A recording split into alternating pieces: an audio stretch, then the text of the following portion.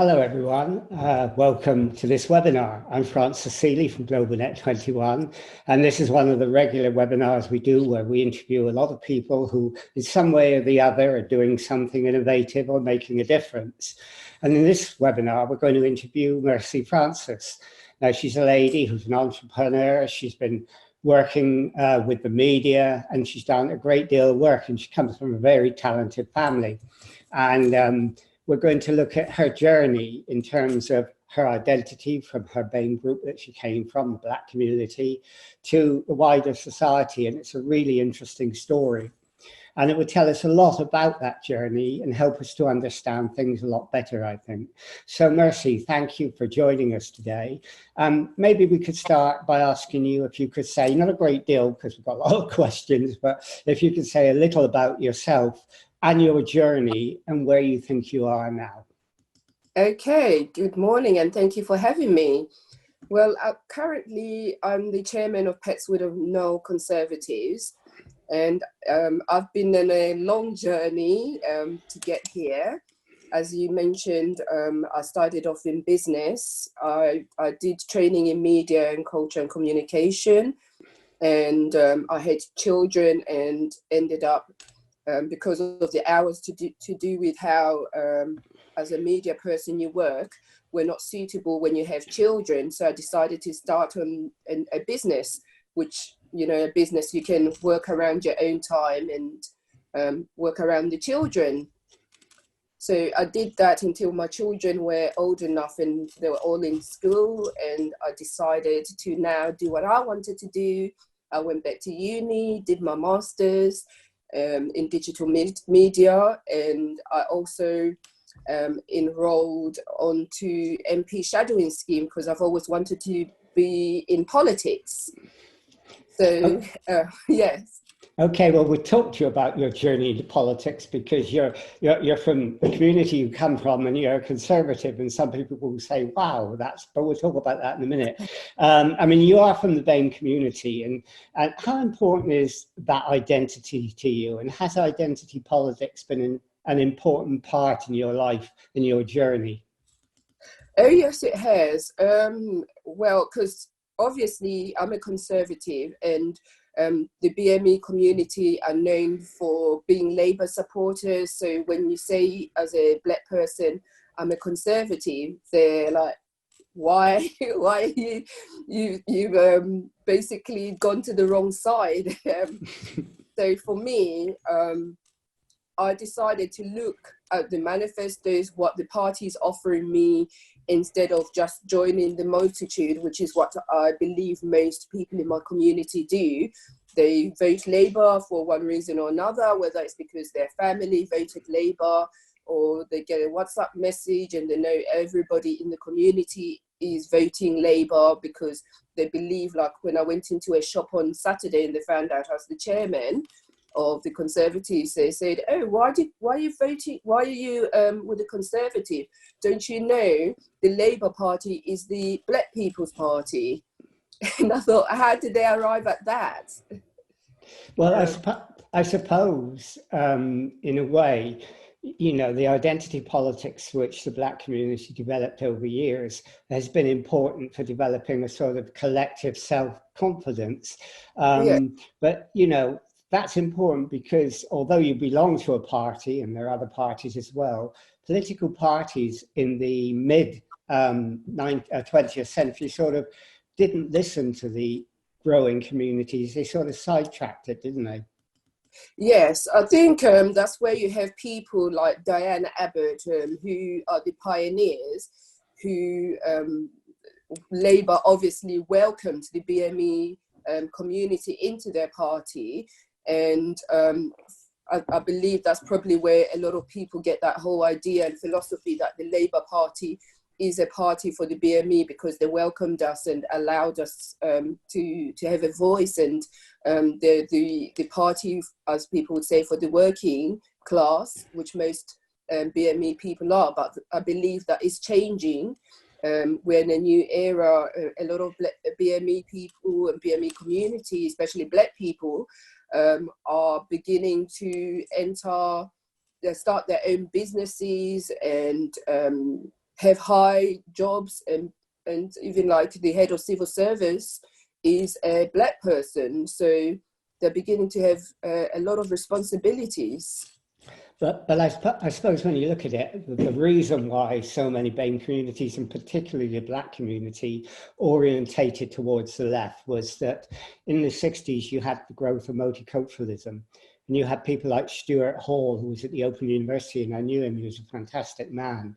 But he was a sort of great advocate of multiculturalism. And Yeah. he was one of the founders of the New Left Review. And so, you know, black politics tended to sort of gravitate towards that, didn't it? Yes, it did. It did, because there was just so much injustice, and there wasn't a balance. And I believe because of a lot of the black people who were here at the time were here, like the Jamaicans, because of coming to help with the railway and all that. So yes, that whole philosophy was badly misunderstood. But as people have settled down into and integrated into community, and they found their identity within the British system, they're able to now make up their minds where and which party they should be with. Yes. Do you think the parties themselves became interested in the BAME communities, and particularly the black communities in the first instance, because of principle, or because they saw there were votes in it? Well, I think going by my own experience, and that's how I actually got into politics, was when I was 18. I joined the Conservatives, as you do at 18. And when I got there, they said, oh, would like you to represent the party to run as the MP for the area. Because one, this was in the 90s, showing my age, that in the 90s, they said, one, you're a woman, so you tick the box there. Two, you're black, and we have very few of those in our party. So it would be a good way to represent. And, you know, I guess it was sort of like saying, ticking brownie points.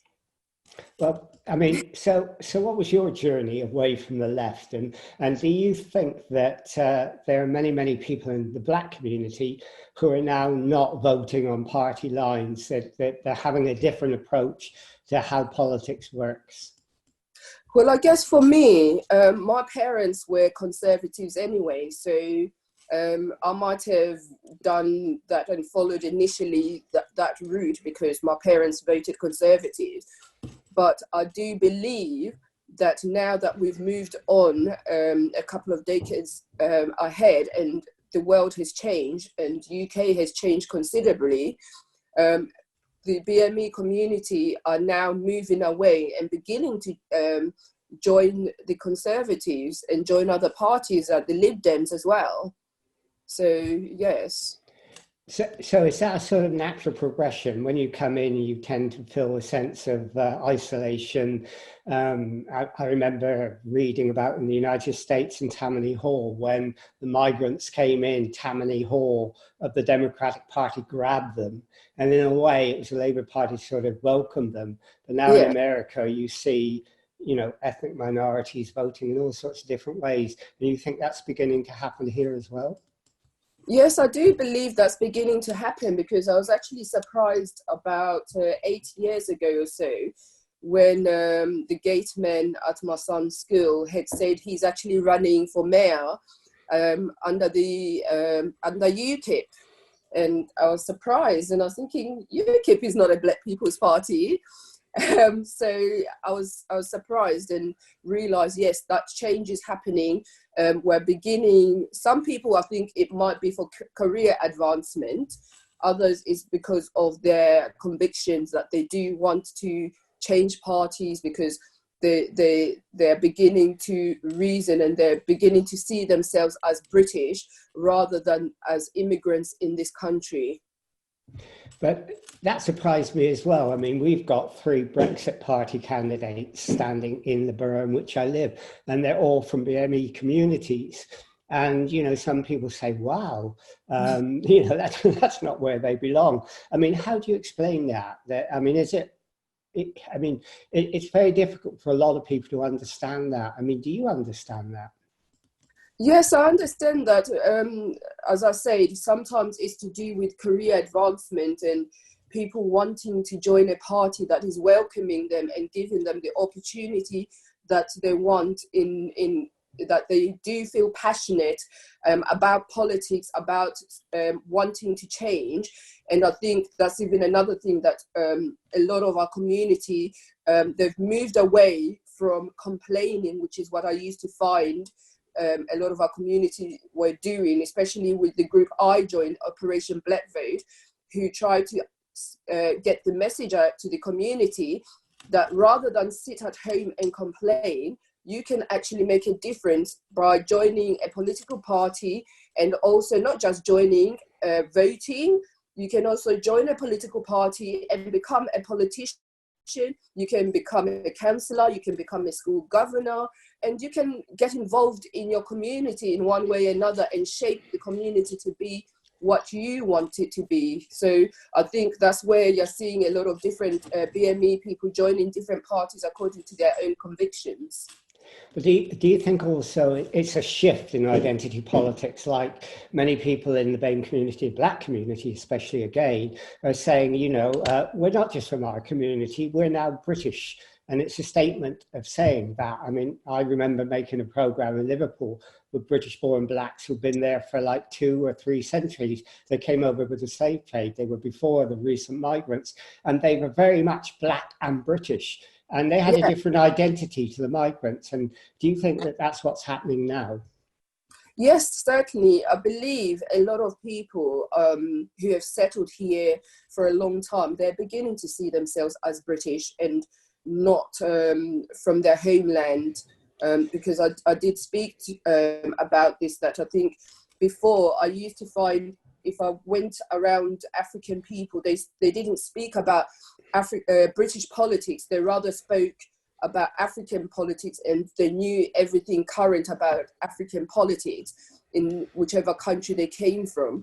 But now I think the whole issue of Brexit has opened up a new conversation in politics where people want to get involved. They realize politics has become very important in their life, and they need to do something in order for their lives and their future generations for things to change. But there's a difference between the different Black communities. We talk about the Black community, but it's not one. I mean, the Windrush generation now are saying, yes, we're British, and they talk British politics. If you talk to some of the modern Africans who come over here, like Nigerians, they're still talking Nigerian politics. So again, is that a process that people go through? Yes, I believe it's a process they go through, and they're beginning. And I've met a lot of Nigerian conservatives actually, which I was absolutely surprised. Yes, that I think it's a process, and those who have become conservatives, and even the Labour ones, they're very, very strong about their convictions in the party, and they're very active in their parties and in their communities. So yes, I think there's beginning to be a shift. So that shift in identity, in political identity, yes. So for you, that shift is quite noticeable. I mean, your journey, you said you had conservative parents, but have you seen people in the Black community shift their politics as they've moved on? Or is it again, like in British cases in the past, it's what their parents were and the background they came from? Well, speaking to a few people in the last 18 months, they've told me they've shifted their politics. There's one person who told me they used to be a Labour supporter, but they realised, and I think it's also about social mobility, that as people progress up the social ladder, they begin to change parties. Is that out of conviction or out of career advancement or out of social status? I think it's out of conviction, because I think as you study, you begin to actually question, why are you actually doing something? Why am I voting for this party? Is this party actually supporting the things that I actually believe? Are they supporting my children's school? Are they supporting employment and various things? Yeah. Okay, so in a way, the identity politics that we saw in the 1960s, and I saw there, I'm giving away my age there, but you know, the politics we saw during that period, strongly group, strongly ethnic identity politics, that's breaking up in a way, and it's sort of much Yeah. more varied. Does that create any problems? I think it is, but I don't know whether it is also whether it's the politics at the moment, because we're at this whole Brexit issue has caused a lot of people to have a lot of emotion. So whether it's Brexit or it's people feeling very strong about their political stance.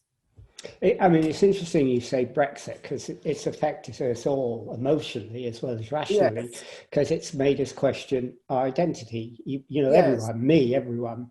But are you saying it's had a particular effect on the BME community, and particularly the yes. Black community, you know, that we didn't really foresee? Yes, because what I'm getting, a lot of people are Remainers because they believe that they're going to be thrown out of the country if we leave Europe because of this whole Human Rights Act that they won't be able to appeal. So it's for me. Whereas I feel that Brexit is opening up a whole load of opportunity to trade with the Commonwealth, and they're not looking at the bigger picture. But yes, Brexit is playing a very strong thing in political identity, and a lot of the BME community are saying we are Labour supporters because Labour is supporting Remain, or which at the moment Corbyn doesn't know whether we're coming or going, and he wants a referendum. But yes, it's more to do with what is currently happening in politics. There's the fact that the Black community comes from, you know, different parts of what was the old Commonwealth in many ways. Does that give them, as they change their identity, does that give them a different view and perception of what Europe is? Yes, it does. It does definitely give them a different perception of what Europe is. But I think also you mentioned about the Caribbean community. We recently had the issue of the Windrush issue, where David Lammy did that wonderful speech, and he was very passionate about it. And I think that also gained a lot more Labour supporters. I mean, the fact that you said that David Lammy made that wonderful speech, and it was a really old-fashioned British parliamentary, you know, incredible speech. I mean, do you see that you and people in the Black community can sometimes, because of the history of being here, sort of cross party lines? You don't sort of totally get into the British adversarial system, but that you're a bit of each sometimes. Yes, you are. I think for me, as a Black African person born in Zimbabwe, I'm still Zimbabwean, but I'm also British, and I do still have my hand in certain things to do with Zimbabwe. And I think you will always be what you are, and you can't get away from your history and your culture. And I think sometimes, and I think that's the stick a lot of BME politicians get, is that they've sold out to their culture and they've forgotten their culture. And I think because of them entering politics, but I think that's one of the points David Lammy was trying to prove, that he's still firmly rooted in his Caribbean heritage. Yeah, I mean, that certainly came over, and that was really good to listen to. The other Yes. sort of cultural shift, which you represent as well, is that many of the Black community are now no longer wanting to be employed. They're quite happy and they want to become self-employed. And there's a Yes. huge number of Black entrepreneurs now. I mean, why do you think that's happened, and why are you one of those? Well, I think it's because we're realizing that when you work for yourself, you can control your income. When you work for somebody else, you only get paid enough to keep coming back, and and you'd rather have unlimited amount of money where you can work your own hours. And I think for a lot of BME community as well, where you have children, being self-employed, you're able to look after your children, and we don't have family and friends here to help us look after our children. So you're able to work around your children. And I think that's another aspect of it. But it's also about being in control and trying to give back, and give back to the UK, who've welcomed us here and given us a lot of opportunities. So, I mean, is there a sort of Black entrepreneurial group that provides you help and back and sort of support as you develop a business? Because, you know, if you come from the sort of Windrush generation and then you move into self-employment, that's a huge leap. Yes, there are various groups. There are loads and loads of groups these days. There's a lot of business networks that have been going on for years. Black business associations, and they give that support to Black businesses. It's becoming very, very big, because I know last year there's somebody who was doing a Black business directory where you could get together with other Black entrepreneurs, and if you're unable to bid for big contracts, you can then find somebody who's within that group to go and bid for a transport contract together. You're both in the BME community. So yes, I think we are finding our voices here. And you're also finding your voices, aren't you, in the media? There are many, many more Black journalists, Black interviewers, Black presenters. I mean, do you think that's a general change, that in the mass media, they're recognizing we are a multicultural society, or is there still an element of tokenism there? Well, I think well, I don't know whether it's to do with all these new laws of diversity in workplaces. But I know, like, there was controversy last year, or the year, actually 2 years ago, with the BBC, where they gave a job to a Black person, and they were specifically looking for Black people for those vacancies. And somebody who was qualified for that position, because they were not Black, were not given the job, and they were not happy about it. So I think it works both ways, that both the BME community are trying to enter the media, but also the media are also trying to involve us, and they want to represent the nation we live in, that we're now living in a multicultural society. And they see that the TV that people watch should actually showcase that, show the people that people should watch, the people that is on the other side of the TV.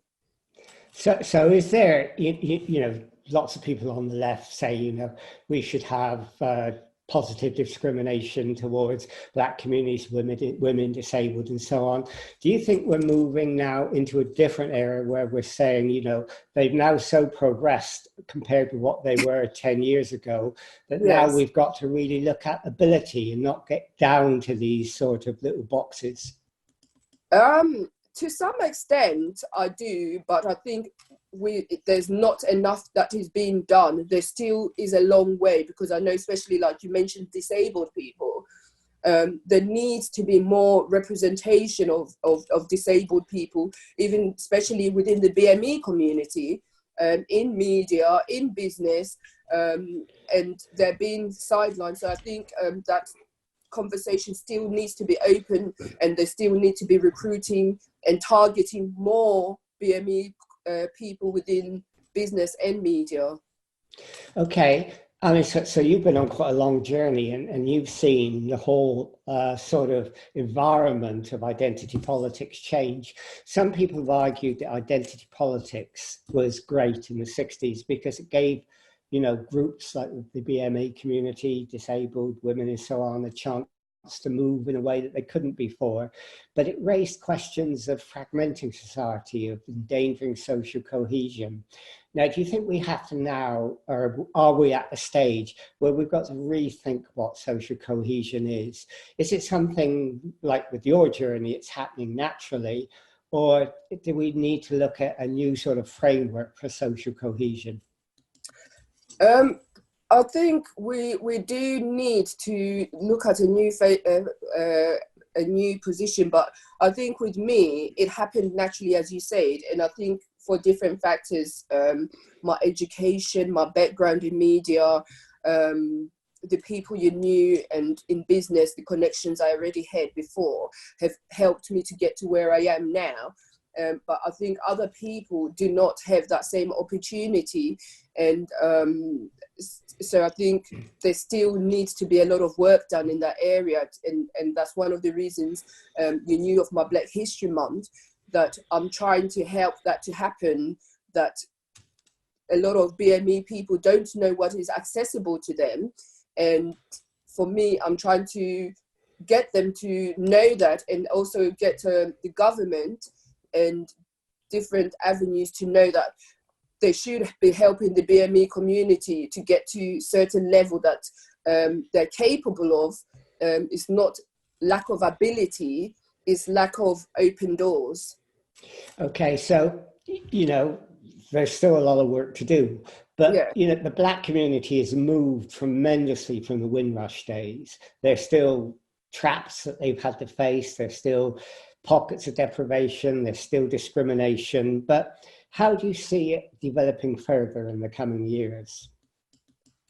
I think if things continue to move forward the way they are now, I'm glad to see. I've been looking at, we're having an election at the moment, and there's been a lot of Black people who've been elected all over the country in different seats that normally they wouldn't have been elected in those areas. So I think something has changed and is changing, but there's still a very long way to go for that change to be acceptable for people like myself and people like Operation Black Vote who are really pushing for that. So in terms of your own self, I mean, how do you see your future developing, and what would you like to see happen in the future? In the future, I would like to be an MP, which I'm actually in the process of being on the approved candidate list. And I would also like at some point to become a mayor in my area. And to make a difference in the community. So you're quite ambitious, and you're probably saying to Boris Johnson, I hate you calling an election too early. You probably need a year or so. So do you think you'll make it at the next election? I think I will. I've been told there will be seats next year as a councillor, because I qualified last year as a councillor. So there should be seats for me in 2020 as a councillor, and which is a good place to start. It's good to start somewhere, and I think sometimes it is good to start in a lower part of the job as a councillor and then progress your way upwards, because you then get an understanding of the job, you get an understanding of your community and what it is to work on the ground, because I know a lot of people complain about MPs are always in Parliament and they don't understand the people that they work for. So I think as a councillor, it will give me that opportunity. Okay, so if anybody is watching, particularly from the BAME and the Black communities, and they wanted to contact you or find out more where they can get help, how could they do that? And can they do that? Okay, yes, they could contact me via email, which is the best way, is mercy415 at icloud.com, or via my Facebook, which is Mercy Best, and those are the best contacts. Okay, well, that's great. Well, okay, we've sort of come to the end of our half hour now. And I mean, that's been interesting because I think it will have made a lot of people think about, the BAME communities and how they're changing over time, and that no organization or party or whatever can capture them completely because changes are happening. And Oh, I yeah. think that's a real learning experience for all of us. And it was good talking to you. And hearing about your own journey. So thank you, Mercy, for doing it. And it's been great having you here. Thank you for having me. Okay, well, that's good. So we'll end this interview now.